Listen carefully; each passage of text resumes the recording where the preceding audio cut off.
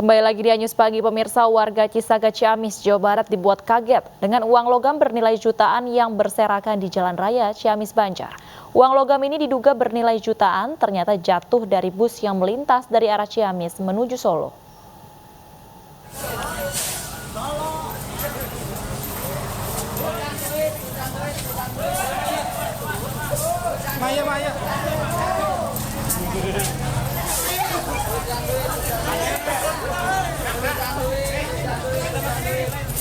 Video uang berserakan di jalan viral di media sosial. Video ini diambil warga Cisaga, Ciamis di jalan depan Masjid Agung Cisaga pada Kamis kemarin. Belasan warga yang melihat beramai-ramai mengumpulkan uang logam pecahan Rp500 menggunakan sapu lidi. Menurut warga, uang logam ditemukan sekitar pukul 7 malam waktu Indonesia Barat. Diduga jatuh dari bus Budiman jurusan Tasik Solo saat membelok tajam dari arah Ciamis menuju Banjar. Beberapa saat setelah warga mengumpulkan uang yang terserak, kondektur bus datang dan membawa kembali kumpulan uang logam tersebut. Menurut warga di lokasi, kondektur menyebut jumlah uang logam yang diperkirakan mencapai jutaan rupiah titipan dari orang Tasikmalaya.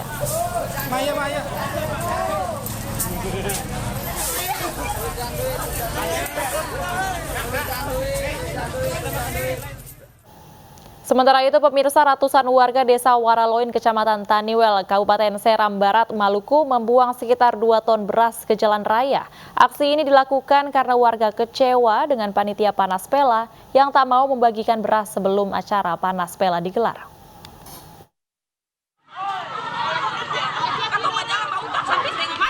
Warga desa Waraloin, Kecamatan Taniwel emosi, kemudian menghamburkan beras di jalan raya di Kecamatan Taniwel.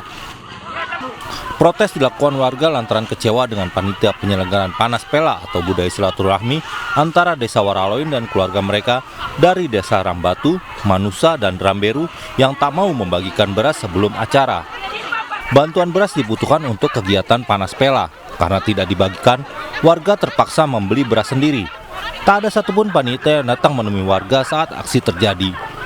Akibat aksi warga, jalan menjadi licin sehingga menyebabkan seorang pemotor terpeleset. Dari Ambon, Maluku, Nurdin Abdullah, Ainus melaporkan.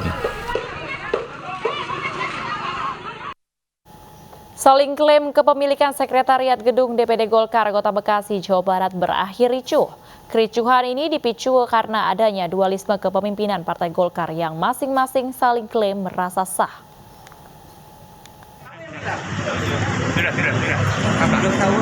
Udah ketahuan, kita punya video. Kamu belum kamu yang mau dewannya. Cekcok hingga nyaris adu pukul mewarnai aksi saling berebut kantor sekretariat DPD Partai Golkar Kota Bekasi, Jawa Barat di Jalan Ahmad Yani, Bekasi Selatan kemarin sore. Kericuhan dipicu adanya dualisme kepemimpinan DPD Partai Golkar Kota Bekasi yang mengklaim merasa paling sah menjadi ketua DPD Partai Golkar, di mana kubu ketua DPD Partai Golkar Kota Bekasi yang dipimpin oleh Novel Saleh Hilabi sudah mendapat hak atas penggunaan gedung sekretariat. Sementara kubu yang juga mengklaim sebagai ketua DPD, yaitu Ade Puspitasari, yang juga anak wali kota Bekasi Rahmat Effendi, juga turut merasa memiliki hak yang sama. Ini saya sangat menyesali dan menyayangkan, karena sebuah rumah tangga itu diselesaikan dengan rumah tangga itu sendiri. Tidak boleh membawa rumah tangga orang lain yang tidak ada benang merahnya. Ya, bahkan banyak sekali ormas-ormas yang datang ke situ, ke rumah besar Golkar dengan cara-cara menurut saya yang kurang elok gitu. Nah, ini kan menandakan siapapun orang yang mengirim ormas tersebut, saya menilainya bukan orang-orang yang memang mempunyai sifat intelek. Kericuhan dapat dikendalikan usai aparat kepolisian Polres Metro Bekasi menenangkan kedua kubu. Kuasa hukum Novel pun melaporkan kubu Ade Puspitasari ke Mahkamah Partai Golkar. Dari Bekasi, Jawa Barat, Rahmat Hidayat, Anyus melaporkan. Pemirsa, petugas lapas kelas 1 Semarang menggagalkan penyelundupan narkotika jenis sabu. Barang haram ini seberat 152 gram dilemparkan oleh orang tak dikenal dari luar tembok lapas menggunakan pemberat dari baterai. Oh, sama aja, Pak. Penyelundupan narkotika jenis sabu kembali digagalkan oleh petugas Lapas Kelas 1 Semarang Sabtu siang. Sabu seberat 152 gram ini dibungkus dalam 2 plastik terpisah. Untuk mempermudah pelemparan ke dalam lapas, barang haram tersebut diberi pemberat 1 buah baterai setiap bungkusnya. Beruntung, aksi pelemparan sabu ini diketahui oleh petugas yang berjaga. Barang bukti ini kemudian diserahkan ke Satuan Narkoba Polrestabes Makassar. Barang bukti ini kemudian diserahkan ke Satuan Narkoba Polrestabes Semarang. Kegagalan ini patut kita apresiasi karena mungkin saking ketatnya penjagaan yang dilakukan oleh teman-teman penjagaan di B2AU dan Wasrik, sehingga dengan berbagai macam cara oknum atau warga binaan memasukkan narkoba ke dalam lapas melalui pelemparan. Namun alhamdulillah dapat kita gagalkan sehingga kita temukan barang tersebut. Dari catatan petugas Lapas Kelas 1 Semarang, sedikitnya ada lebih dari 5 kali pelemparan narkotika yang digagalkan dalam kurun waktu 3 bulan terakhir. Dari Semarang, Jawa Tengah, Wisnu Wardana, iNews melaporkan. Tim Polda Aceh mengamankan 8 pelaku penembakan pos polisi Panton Reu, Aceh Barat. 4 pelaku menyerahkan diri bersama 4 pucuk senjata api laras panjang serta ratusan butir peluru.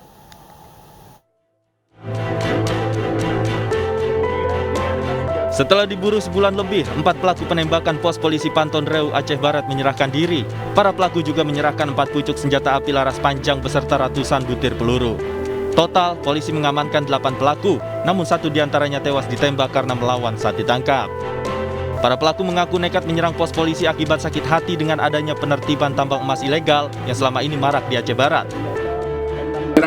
Nah, motifnya seperti yang kami sampaikan sebelumnya adalah mereka merasa terusik karena kegiatan penindakan yang dilakukan oleh pihak kepolisian terhadap illegal mining emas di wilayah Aceh Barat. Yang menyediakan adalah tersangka AH dan AD. Mereka ini hanya keempat ini yang melakukan penembakan pos. Meski sudah menyerahkan diri, 4 pelaku tidak ditahan dan hanya dimintai wajib lapor. Para pelaku sudah dapat persetujuan dari Kapolda Aceh dan telah dijamin pihak keluarga serta aparat desa tempat mereka tinggal.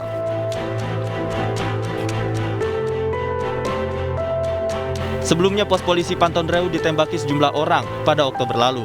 Kaca jendela pos polisi pecah termasuk mobil milik warga. Tidak ada korban jiwa dalam penyerangan pos tersebut. Dari Kabupaten Aceh Barat, Aceh, Afsah, iNews melaporkan.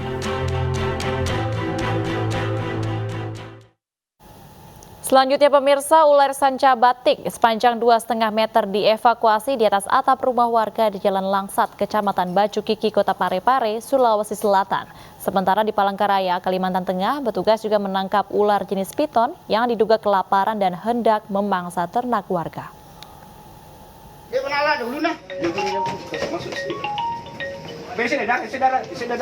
Personil Damkar Kota Parepare, Sulawesi Selatan menangkap ular sanca batik sepanjang 2,5 meter di atas plafon rumah warga Sabtu pagi. Ular ini melilit di balok atap rumah warga dan nyaris masuk ke dalam kamar tidur.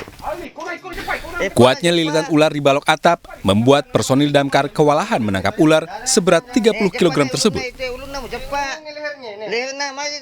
Keberadaan ular sanca batik di rumah warga diduga karena tengah memburu mangsa tikus. Atau gimana? Barangkali cari makan karena kelihatannya masih kurus ini.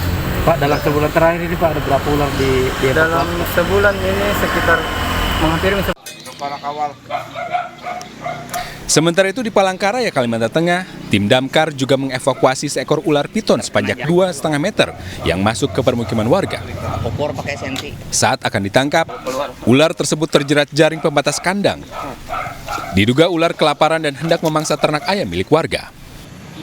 Selanjutnya, ular piton siap dibawa ke hutan yang aman dari jangkauan manusia untuk dilepas liarkan kembali ke habitatnya. Dari Parepare, Sulawesi Selatan dan Palangkaraya, Kalimantan Tengah, Erwin Eka Pratama dan Adesata, iNews melaporkan. Pemirsa, seekor ular kobra masuk ke permukiman di perumahan Pondok Kacang Prima. Ular muncul di permukiman diduga untuk mencari mangsa usai hujan deras mengguyur wilayah tersebut. trauma, ada musang kan? Iya. Petugas pemadam kebakaran mengevakuasi ular jenis kobra dari sebuah rumah di perumahan Pondok Kacang Prima, Tangerang Selatan. Ular sepanjang hampir 1,5 meter ini diduga muncul untuk mencari mangsa usai hujan deras yang mengguyur wilayah ini. Setelah 1 jam, ular kobra berhasil dievakuasi. Ular tersebut berada di tumpukan bebatuan. Dia sedang berburu makanan. Jenis kobra Jawa, Pak. Ular kobra dibawa ke kantor dinas pemadam kebakaran untuk kemudian diserahkan ke komunitas reptil. Dari Tangerang Selatan, Nunung Purnomo, iNews melaporkan. Libur akhir pekan, kawasan wisata di Kota Bogor mulai memberlakukan wajib vaksin. Informasinya akan kami hadirkan untuk Anda. Tetaplah di iNews Pagi.